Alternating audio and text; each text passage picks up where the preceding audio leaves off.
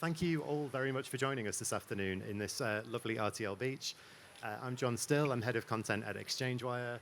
My huge thanks to Dan Ads and RTL for inviting me to moderate this excellent panel. We're going to be talking about publishers and why they're choosing self-serve ads. First off, guys, introduce yourself please. Stephane, you first. So welcome to everyone. Welcome on RTL Beach. I'm CEO of RTL AdAlliance, the international sales house of RTL Group. I'm Jeff Mayer, Chief Product Officer at Dan Ads and Managing Director of the US.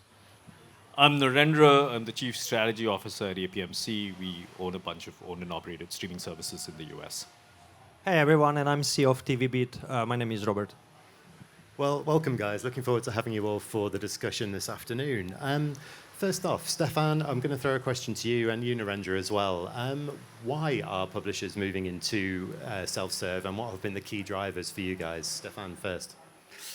Yeah, well, the sense of purpose of having RTL AdAlliance is to unite local champions from an international perspective and create a new, simplified and unified offering across Europe. So we've been doing that for many years. We have created our video marketplace, which is already available in 14 different countries on a, I would say, on a programmatic way or IO way, accessible through regular DSP or SSP.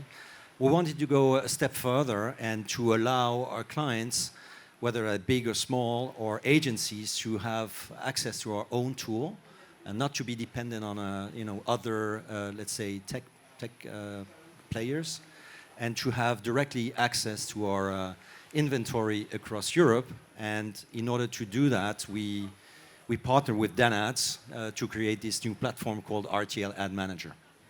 Excellent. And Narendra, you come from the digital-only side, so let us know what was the driver for you for self-serve. As a publisher that's digital-only, one of the interesting things is that there's actually no scarcity of supply any longer for us. So we're not selling spots, we're selling impressions. And with premium inventory that we have, because we stream regional sports, we stream the NHL, Major League Baseball, and so on in the US, we realize that we're already getting all of the dollars that are available to us from the large advertisers, but we can actually go after dollars from medium-sized advertisers or smaller advertisers, because we can sell more because we're not selling spots, we're selling impressions. So that opens up a much larger market for us, and we're sort of, that's our underlying thesis for launching a self-serve platform. Nice. And then, of course, self-serve can change everything in terms of the internal workflows and what goes on in terms of your own teams. I think all of you are going to have a little go at this one. How has it changed your internal workflows? Jeff, do you want to start? Well, for publishers, they may have different strategies around how they utilize self-serve. You really have to understand where your swivel chair processes are, your workflow is, and understand, okay, what do we want to automate through this? What can we facilitate better? And then are we going to allow external buyers, or is it only small to medium-sized businesses? Is it mid-tier agencies? Is it large-scale holding companies that have access to the platform? How are we going to cap the spend? Are we going to minimize the opportunity to $50 for a campaign, or keep a minimum budget of $25,000 for a campaign? And all these different decisions that you have to make will really impact how you apply your workflow and how you may change it. So are you doing pre-sales opportunities through self-serve, or is it all post-sales? So there's just a lot of different configurations on how you can use it. Yeah, Robert, same question to you. Yeah, so from tvbeat side, how tvbeat helps leading broadcasters in self-serve and simplification is that we solve the fragmentation on backend.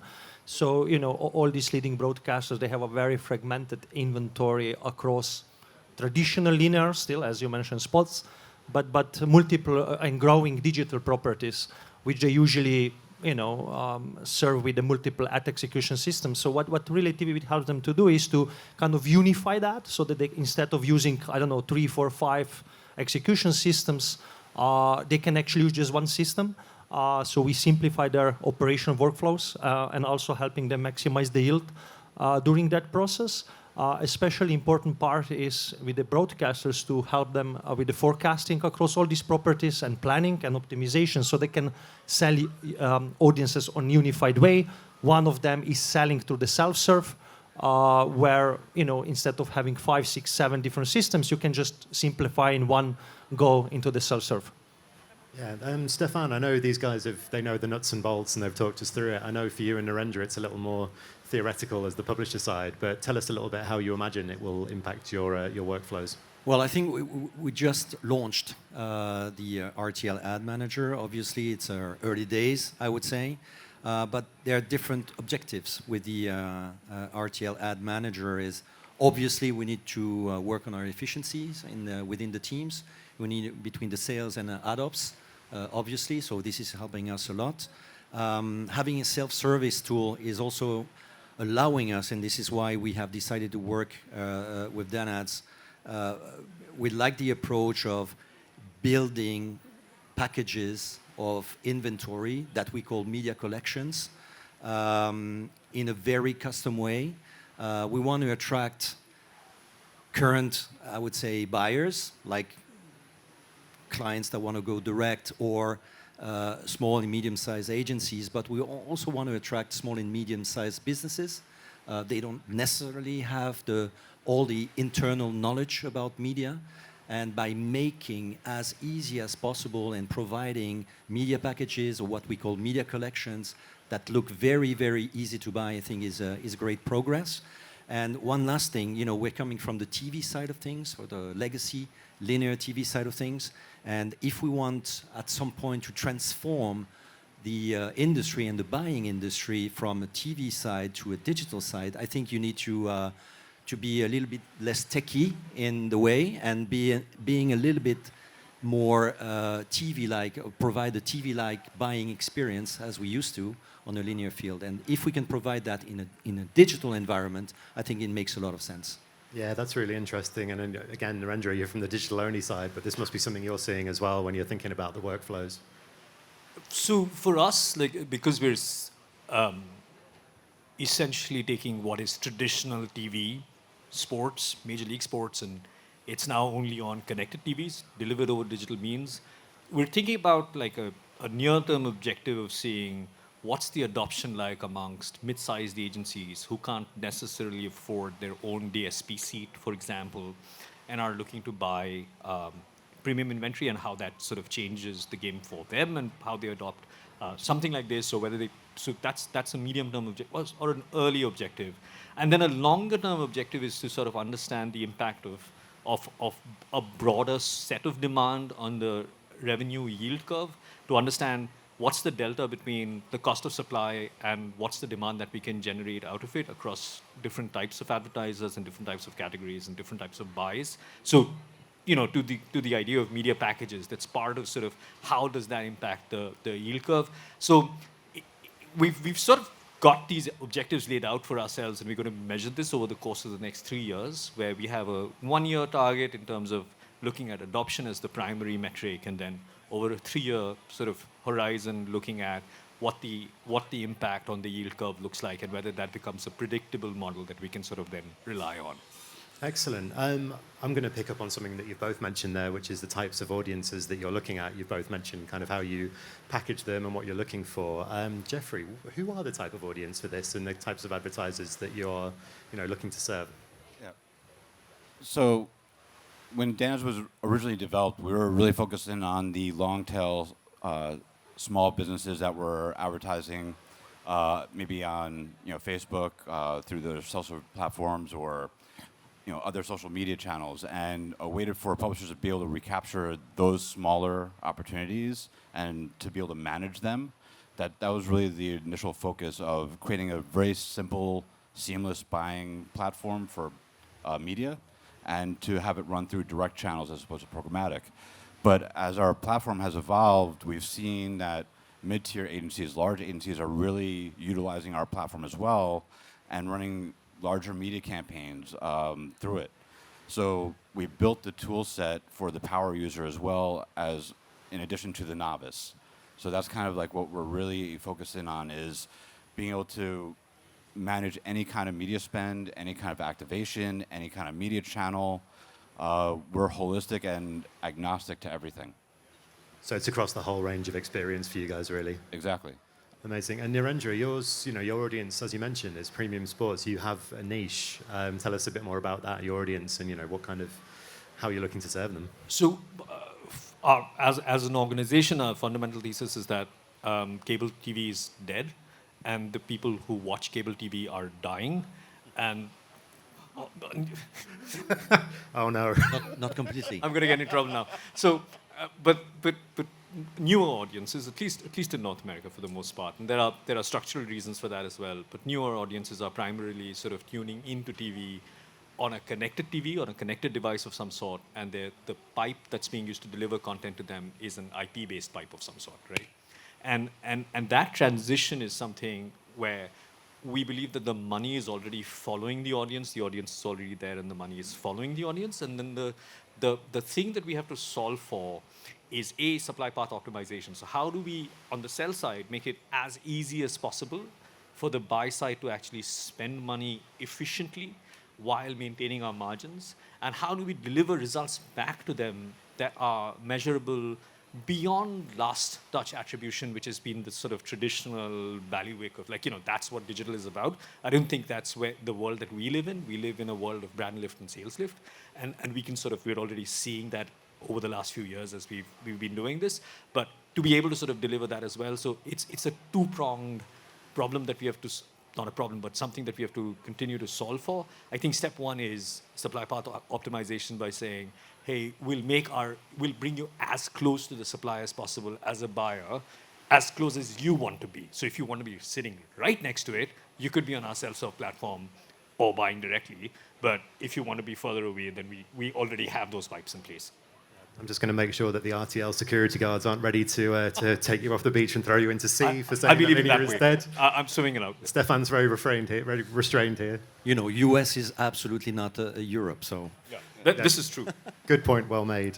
Robert, to the points Narendra made, tell us a little bit about the challenges you're seeing at tvbeat between linear and CTV audiences. How are the challenges different in terms of self-serve? Yeah, so what we are seeing across our customers is that historically linear and impression-based inventory were two very different type of inventories with quite different business models. Now, what we are seeing, especially I would say Scandinavia took a lead at least in Europe, we see convergence of that. So companies like TV4, Sanoma and so on, they are kind of selling audiences instead of spots or impressions. Like a standalone, and with this convergence, they really simplify for different sizes of buyers, how to actually buy audiences. Although internally they have multiple different systems, still traditional linear trafficking system, and on another side, digital ad servers. With unification of that, unification of forecasting, planning, and optimization, and post-campaign measurement, which is actually quite ahead in the Scandinavia, it's possible to sell audiences on the unified way, which means you are creating packages, audiences on kind of abstract level above, and then are selling that, and then the systems take care that you deliver that across multiple execution systems, including linear. So for the buyer, you buy impacts or impressions, depends where the market goes, and then you deliver that across multiple systems. And of course, that's something that you and Danaz have worked closely on. tvbeat and Danaz have worked together on this system. I know, Jeffrey, you and Robert have worked closely on it. Tell us a little bit more, Robert, about how that works, how the partnership with Danaz is helping with your self-serve output, and then Jeffrey will tell us a little bit about the partnership as well. Should you start? You go ahead. Yeah. Yeah, so from tvbeat side, what we are really focusing about is, I like to say on the basement, which means we want to make multiple execution systems, including linear trafficking system and multiple ad servers, visible outside as a one system, which means that when we expose forecasting, planning, real-time inventory avails to Danads, the buyers who comes into the self-service system as Danads, they actually can buy audiences or ad packages. They get in real-time information about availability of that inventory. And then once they book that campaign, tvbeat on backend will make sure that this campaign is planned properly across the multiple systems, optimized and delivered. And then all the information go back to the Danads. Jeffrey. Yeah, so like Robert was saying, like we're like the front end of the buying interface, of the user experience of how they buy the media and which audiences that they could purchase, which products that they could purchase. And then the underlying tvbeat technology allows us to forecast, to unify currency, to better optimize across broadcast and CTV. So you have a unified buying experience with a unified data experience. Makes a lot more sense for publishers and buyers to be able to offer their media and sell media to advertising. So, Yeah. One of the things that fascinates me around TV and the current state of the TV market is the fragmentation of it. You know, we're seeing lots of different platforms arrive. We're seeing viewership move in a lot of different directions. Stephane, I want to come to you first on this, on how self-serve can help provide a more holistic experience across the total TV landscape. Well, again, it goes back to the simplification and unification idea that we have. I think in Europe we are very fragmented. You have media brands that are different in every country, different languages, different markets, different way of consuming. And on the other side, you have a more global market. And we need to address this through, in a simple way. So on our RTL Ad Manager, for instance, you want to do a big campaign across multiple countries in the big screen or big streaming platforms across Europe. It is possible. And on top of that, we can add a data layer, we call it smart audiences, which is some kind of a translation of the different segments in the different countries in order to have some kind of a, let's say, common segments across Europe. Okay, you want to reach that and that segment in Europe on this and this particular CTV or streaming platform. We can do that, and it's very simple to do it through the RTL Ad Manager.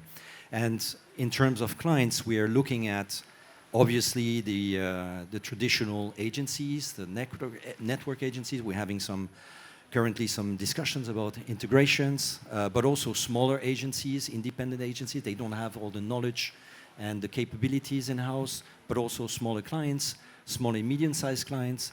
But also, when I look at the US or Asia or other countries where we do not have necessarily our own and operated teams, it is also a capability for us to reach out to these demands that we are not serving today and to bring additional money and additional business to our partners here in Europe. Yeah, I like the idea of simplification and unification. I think that's going to be very important going forward. Jeffrey, I'm going to come to you with the how again. Tell us a little bit about how that can work holistically across platforms. Yeah, so we are purely agnostic, and beyond TV or CTV, we support any media channel. We support any language. We support any price model. We support any currency. So our platform is purely global in how you want to activate and utilize it. So if you don't have sales teams, boots on the ground in certain countries, you can still open up your inventory opportunities to them anywhere in the world. So that's something that's unique about us as well, is that we are connecting all the different ad tech systems that every publisher uses into a unified, seamless platform to be able to execute media seamlessly and to facilitate that opportunity. So, yeah, on the back of that, I'm going to throw my favorite buzzword of Cannes 2025 already, AI and automation. And you knew there was going to be a question coming up about this. It's going to change everything, but I'm interested in how. Narendra, how do you see AI and automation really kind of making a difference in the TV landscape? So the framework that we've been using AI for a while right now across a bunch of areas for ourselves, but I think the best way to think about this is it solves for cognitive load. The number of variables that you can keep in your head while taking any decision, we're limited by our own capacity. Different people have different limits on that. And what we end up doing is we end up simplifying complex systems far too much in trying to arrive at simple solutions. And I think what AI is already enabling is allowing complex systems to stay complex and still give us the ability to arrive at solutions. And this ability to sort of look at multidimensional sort of vector spaces or whatever that might be, where you think about the buy space and the sell space very differently. You think about audiences and segments very differently. You think about psychographics as a vector space rather than thinking of it as little attributes in a table. Like that sort of changes how you think about defining an audience. And we're already sort of experimenting with that in the way that we're thinking about our DMP and how we think about data inside our DMP, and how we will continue to both enrich our first-party data using third-party data, but then the segments that get created out of that and the audiences that we sort of offer up to the buy side. Amazing. Robert, you're itching to pick this one up. I'll let you go next. Yeah, I think Narendra mentioned a few very interesting things here, especially around the context. And we see this a lot in terms of the forecasting, right? When the media companies were using very simplified forecasting, especially in linear, which, once you start bringing that together with digital, cannot work anymore. You need granularity, you need accuracy. You're not forecasting spots anymore, you're forecasting audience impressions. And one thing you mentioned is that the size of the context the algorithms need to go through, it's impossible for humans. For 20 years, humans were forecasting actually with Excel's linear, It's not possible anymore when you start selling total TV, audience impressions, because everything. And using AI automation for context to increase the forecasting accuracy, it's one of the key things. For example, you mentioned also sport. Sport is very important. It's driving a lot of capacity across our customers. And to accurately forecast that, you need AI automation to update daily. And then the same in planning and optimization. So we see that increasing of the context, something which you can kind of solve with AI automation. Yeah, Stephane, how are you seeing AI and automation change things? What's the pressing topic for you? Well, I think AI obviously is an efficiency driver, not only, but still. So obviously, strategic planning, campaign optimization is one of the areas where we can find some efficiency for sure. And AI is one of the tools. Another is on lowering the hurdle in making creatives for those who do not have necessarily the money to invest in very high creative capabilities to generate creatives for them. And we're currently doing some experiences across Europe within the RTL group in order to lower the hurdle in making a big TV campaign or a streaming campaign or a CTV campaign.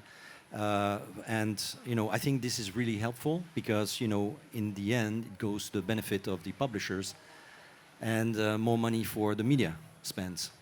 Yeah, I think every day on my LinkedIn I'm seeing someone post saying, wow, this was made entirely by AI, this is going to change the future of marketing. But you think it can lower the barrier to entry for... Absolutely. Yeah. And Jeffrey, to finish on AI, how are you seeing it and how is it kind of influencing the world of self-serve? Yeah, I mean, from our perspective at least, I see it in three key areas. One is the recommendation engine of what do you want to buy or what should you be buying based upon historical information about what kind of advertiser that you are, what kind of media channels you're targeting, and to provide more context to the advertiser about why they should buy what they're buying. And then the second aspect of it would be the execution. Okay, how do we execute this media campaign across all different channels? And then the optimization of that based upon the recommendation. Are you hitting that prescriptive or predictive analysis of your return on ad spend opportunity or your click-through rate or whatever it is in terms of what you're measuring as a KPI? Are we meeting our objective based upon the prediction that we made? And then you have the creative facilitation to make it easier for small advertisers or at least production houses to work faster and to have more inexpensive ways to build a cohesive, seamless campaign, which doesn't mean just one ad. It means I want to build an audio ad, video ad, display ad, and have a through line through that entire thing, utilizing AI as the output. Yeah, kind of unify the process. Yeah, well, we're almost at the end. I think we've already had a lot of really nice how and why, but to finish off, I want each of your best advice on getting into the self-serve area. Robert, what would you advise on publishers looking to start a self-serve offering? I would my advice would be to actually include all the inventory not just the streaming one, but include all the inventory and sell it as a unified proposition. Scandinavia is doing really amazing job in that. Excellent, a holistic approach. Holistic approach to maximize yield and campaign audience reach. You know, I often hear that linear is dying. I heard it on the panel. And yes, if you look that the reach is going down, yeah, probably depends how big context you take, 10 years, 20 years, 50 years, probably will die as everyone. But I think today, I think it's still one of the advantages broadcasters have, especially if they smartly package that together with digital and sell as an audience. We see that across our customers, and they really can maximize yield, but also drive reach. Narendra, your best advice? To recognize that the publisher owns the audience and that we've ceded control of that for far too long to the buy side. And I think there is real value in sort of thinking through what it means to own an audience and own content and see content as a proxy of audience, and then and use self-serve almost like a Trojan horse to sort of offer that up and take back control. So as long as you're thinking audience first and not sort of only thinking inventory, I think you're in a good place, and that's when you should start thinking about doing self-serve. Excellent, audience first. Jeffrey, aside from giving Dan Ads a call, what would be your best advice? Yes. So we have to do more with less constantly, and we have more responsibility, we have more work, and our inventory, our content is becoming more complex. Everything is becoming more fragmented as you go forward, and it's just going to happen at a more rapid pace of change. And in order to be future-proofing yourself as a business, you really need to look at what are the right technology tools that we need to utilize from an internal and external perspective. And if you're not looking at how do we use technology in the best way for our business, and you're just not going to be able to facilitate everything that you want to do. Like, you need to close more clients, you need to close more business. How do we achieve that? So these are things that I'm thinking about on a day-to-day basis is, okay, how do we provide our clients the best opportunity for them to be future-proof? Excellent. Wrap it up for us, Stephane. What's your top advice? Well, I think I'm going to do a little bit of a sales pitch here. Don't reinvent the wheel. If you are a premium, brand-safe publisher with some inventory to sell, and I guess you have, join RTL Ad Manager. We're here to help you, for sure. We still have a lot of slots available. And be part of this European initiatives and be part of a counter-alternative offering to the global platforms. Fantastic. Well, you have a beautiful beach, so I think you probably deserved one sales pitch at least. Thanks so much, guys. I really appreciate your time. That's been a fascinating discussion. And thank you all for joining us and listening this afternoon. Take care. Thank you.